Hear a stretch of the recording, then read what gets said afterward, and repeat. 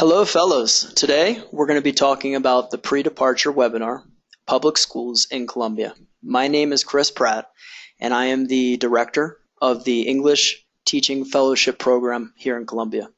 We are very, very excited to have you guys coming to Colombia this June 21st. But let's get started and talk about public schools in Colombia. It's very important to understand that these public schools are going to be very, very different. We have 80 different public schools where we're working across the country with our current 150 English teachers. The schools are going to vary by size, cleanliness, the curriculum, the materials that you're going to receive, and of course, location. Having an open mind is going to be really important when you come to these schools, understanding that these 80 schools are going to be located in different areas across Colombia. Every single school is going to have its own uniqueness. Every single school is going to have its own advantages and disadvantages. What to expect from every single school? There's going to be urban schools that are located within the city. There's also going to be schools that are located outside the city. However, the majority of the schools are going to be in neighborhoods of lower economic classes. You might be going into, they'll be safe neighborhoods, especially during the day.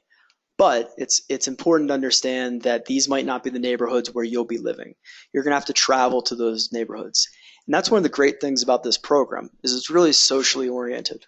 We're trying to give, and the Colombian government is trying to give students who have no access to English teachers from foreign countries, from the United States, from Australia, from the UK, from Europe, professionals who come here to teach. Normally, for one of these students to go to a class with a native English speaker would be extremely expensive.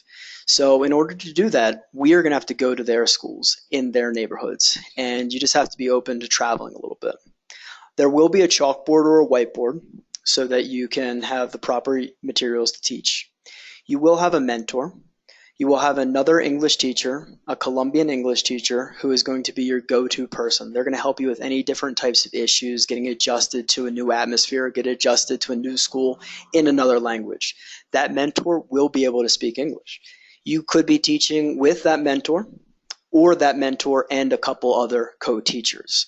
So that would be the co-teaching model, which you'll learn about a little bit later in the future, where you teach with a Colombian teacher. You'll be working off of their strengths in grammar, discipline, pedagogy, and they'll be working off your strengths, which will be pronunciation, communication in English, and of course, different types of slang that you might be able to use and bring to the table. You will be predominantly teaching students around the ages of 13 to 18, normally 14 to 17. Let's get started and talk about some real examples of current schools in the program. We've selected a different group of public schools that we think we'll be able to show you what all the schools that you might be able to find are. The first school is Armenia, CASD, Hermanas Massa. There are over 4,000 students, and we have 3 volunteers from New Zealand and the United States. Actually, the president of Colombia, the President Santos, he came to visit this school and co-teach with our teacher from New Zealand, Natasha. It was an amazing event. It was incredible, and all the students really enjoyed it.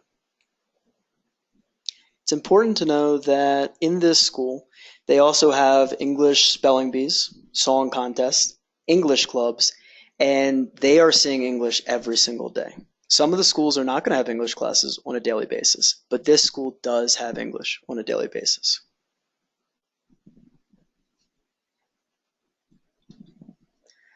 The next school we'll be looking at is in Barranquilla. Barranquilla is on the coast. It's right between Cartagena and Santa Marta. So that's the Colombian Caribbean coast. It's an Escuela Normal Superior La Hacienda.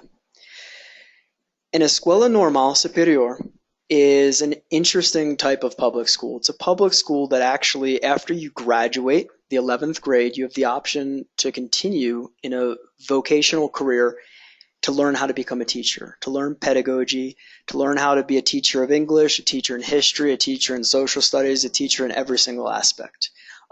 These types of schools have been famous across Colombia since the early 50s. And you'll find that some of the best public school teachers and even private school teachers have graduated from these schools. It's completely paid for by the government, and it's basically would be like taking a community college course in education, but right in your high school. So it's really interesting to talk about that, and you will see that about 15% of the public schools where we work are escuela normal superiores, or schools that have the option for this vocational training in education. So let's get started to talk a little bit more about La Hacienda in Barranquilla. It's a huge campus. It's a very, very big school. We have 4 volunteers there, less than 30 students in each class, which is very nice because sometimes you'll see that students can range from 25 to 50 students in a classroom. Normally we're averaging about 30, 35, but here in this school it's going to be always less than 30. There's an English club on campus, and they definitely promote caring for the environment, taking care of the environment, cleaning up, recycling. As you can see in this picture, one of our fellows from Serbia is working with the kids to clean up the entire campus. So we're very proud that they get to help with these environmental initiatives in English, teaching the kids in English, and you can see the enthusiasm of the kids. One of the things that I found when I first started teaching 3.5 years ago in Manizales were that the Colombian kids are so excited to have someone from another country to learn about their culture, to learn about their experiences. And as you can see here, all the kids are very enthusiastic. So this school would also be in a very hot climate. Barranquilla can get quite hot. And a lot of times, you'll find some of the public schools might have fans, pretty much never have air conditioning. But, you have to understand that you will be working. There's usually windows with nice breezes coming in, and it's not at all unbearable conditions. But sometimes you might be in, a little bit hotter conditions than you'd be used to back in your home countries where there could be air conditioning or heat. Next, I'd like to talk about a school, and a public school, Bertha Guedian de Baladi in Cartagena. This is going to be a small school, less than 2,000 students. Here there are crowded classrooms. We only have one fellow from Australia. High English levels, very well disciplined students. And in fact, an interesting thing that goes on in this school is they have created a news show where they videotape the news in English. The students are the reporters, and they'll report the news in English. You will find that the majority of the students across Colombia where you will be teaching have very low levels of English. However, in this school in Cartagena, they do have high levels of English, and they can even have a news show that the other students can understand. This is a beautiful school. And again, you would see here kind of the hot climate, Cartagena being on the coast. Next, we're going to move to Ibagué. This is a public school, Santa Teresa de Jesus. It's another small school with 1,400 students. We have 2 volunteers. One is from the United States, Beth. You see her teaching the students. And we have another teacher from India. This is an all-girls school. You can see that even though it's a public school, they have uniforms. I know where I'm from in the United States, the public school students do not have uniforms. I'm not sure about the countries because we have fellows from 26 different countries in the world. But here in Colombia, a lot of the public schools have uniforms. There is a conversation club for students, but also for teachers. And I'd like to point out one of the main goals of this program is that you can help improve the levels of English for the teachers, not just the students, but for the teachers. This program is meant to last for another 3.5, 4 years, potentially longer. But the main goal of the program is to get all of the Colombian teachers up to a level of communicative English where we wouldn't need to bring in foreign teachers from the United States, from all these different countries who can speak with a perfect pronunciation, so to speak. So that's one of the big things, having these conversation clubs, not only with the students, but also with the teachers. Next school is Instituto Tecnológico Superior in Manizales. I actually lived in Manizales for 2 years. I taught English in one of the schools in Manizales, and it's definitely an interesting small city. Love Manizales. This school here I visited 2 weeks ago. It's a really nice school. You can see that we have one volunteer from the United States. Her name is Jill. And the students at the school, very friendly, very nice students. Um, you see that it's a medium-sized school, a little bit over 2,000 students. There's a program Fortalecimiento de Lengua Extranjera con la SEM. So that's just strengthening a second language. They have special programs with other public institutions that SEM is the Secretary of Education in Manizales, where sometimes they'll bring teachers from the local universities, teachers from other English to help strengthen the language. But that's also what you guys will be doing. Next public school on the list in Medellin is Centro Formativo de Antioquia. You can see a picture of the school there in Medellin. It's a medium-sized school with 2,200 students.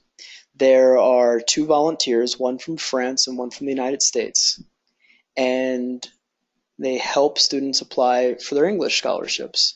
I had the chance to visit this school, and it is a massive school. It is in downtown Medellin. When you get inside, all of a sudden it looks like you're in an old farmhouse, and it's three different levels, beautiful courtyards.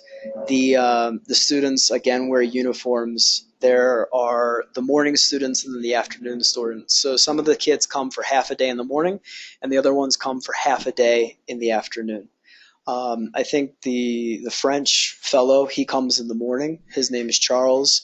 And the fellow from the United States, she comes in the afternoon. Her name's Liz.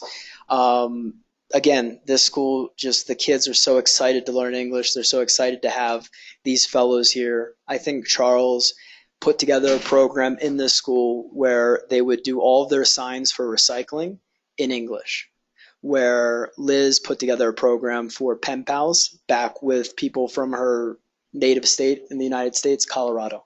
So now the kids write through their pen pals between here, this school, Centro Formativo de Antioquia. It's also called CEFA. CEFA is the nickname of the school. You can see it there in the picture. And so the children from CEFA in those grades, 9th to 11th grade, are communicating through pen pals, through emails, through letters with students in the United States. Really interesting school.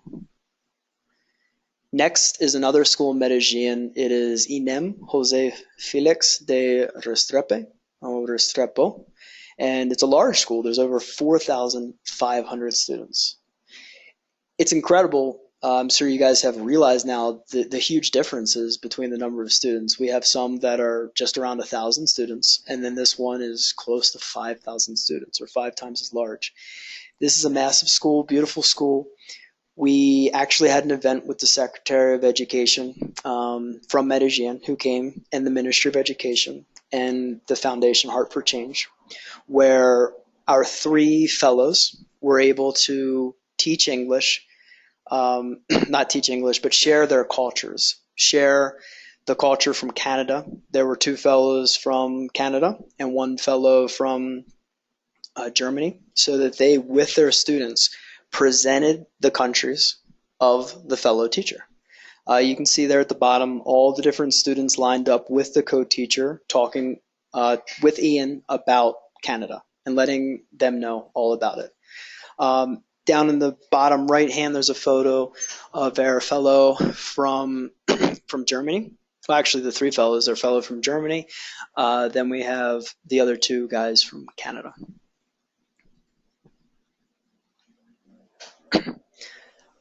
Next on the list is a school in Pasto, Liceo Central de Nariño.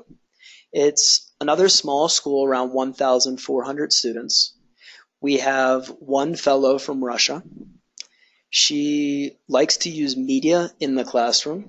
So this school, they're able to actually use media, bring computers, have projectors, and not all the schools are going to have that. You will at the very least have a board. You could bring your tablets, your laptops, but depending on what each school has, you'll have to figure out how you're going to teach. Don't worry, you're going to have the support of your regional coordinators and, of course, your mentors at each of the schools.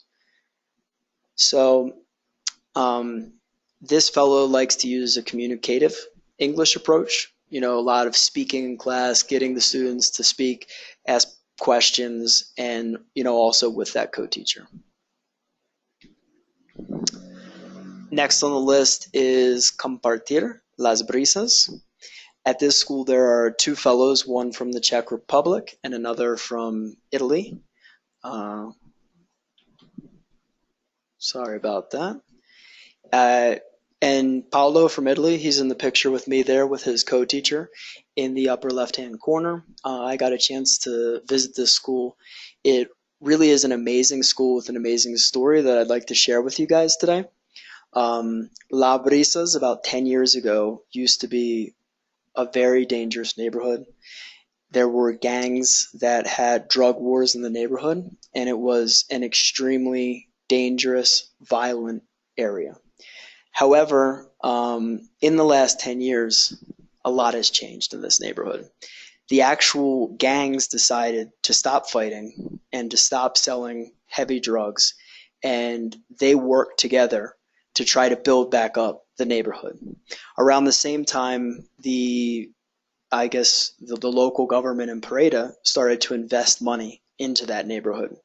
The neighborhood's really come around, but you definitely still see that, the children really, really appreciate and are really excited to have these fellows, have these teachers coming to share their cultures and to support them because they have come from a tough background. But I had the chance to talk with many of them, and they're very bright young students, and they're very excited about learning, English and hopefully taking those opportunities to work in local hotels, local restaurants, and local call centers. There's lots of new call centers in Pareda where if a student is able to get a job and, speak English in the call center, they're able to make twice as much income. So again, I guarantee that this is now a very safe neighborhood. However, I just wanted to share that story with you that in the past it had been a rough neighborhood and now it's really an up and coming neighborhood and it is an at need neighborhood. It's a place where the students still do not have a lot of money, but they're starting to run their own businesses and bring new culture. And so it's a really exciting time to get involved with a school like Compartir Las Brisas. Okay, next school on the list is going to be Liceo de Norte, another smaller school, around 1,600 students. We have two different fellows, one from England and one from the United States. We had an event where all of the fellows and the students painted the school together. That was with grant money. Grant money helped them, repaint the school so it's been freshly painted. Really exciting activity, getting the fellows and their students involved together to work together. So how to prepare yourself for working as an English teaching fellowship in a public school in Colombia. As we mentioned, you always have a whiteboard. You'll always have a Marco, you'll have materials, you'll be able to work with your co-teacher in teaching. There is going to be a curriculum, there are going to be English books. However, not all the schools like to use those English books. Sometimes you'll find that the English books that you have might be too advanced for your students. Sometimes it's a good idea to bring extra books, extra materials with you. I understand it could be tough to pack your, extra overload your bags and you already have a lot of stuff bringing. But if you'd like to bring some extra materials, it would be really helpful for you over these next few months. Bring stickers. The kids love to have stickers. They love to win little prizes. Maybe bring candy from the United States. It'll really get them excited. Bring small objects again for prizes and try to bring some cultural material from your home countries. It's always good. It's always a great idea to share your culture with the students, to let them know where you come from. A lot of times, again, you're working with students from low income families. And a lot of times they have a closed perspective. They have closed minds to start. It doesn't mean that they're not able to open their minds. And that's the idea, is that you guys can share your culture with them, open their minds up. Sometimes they think they're going to stay in the same neighborhood for the rest of their lives. But when they get the chance to meet a native English speaker, one of our teaching fellows, they get to realize that you have had the opportunity to travel to a new country, to live in another country.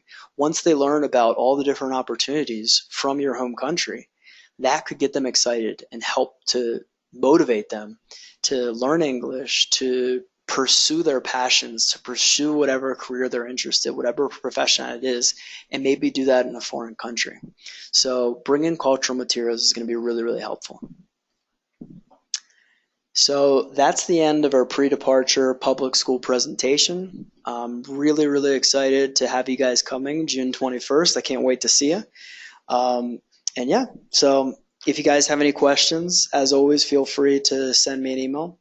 My email address is cpratt, Pratt, at heartforchange.org. Thank you very much, and I'll see you soon.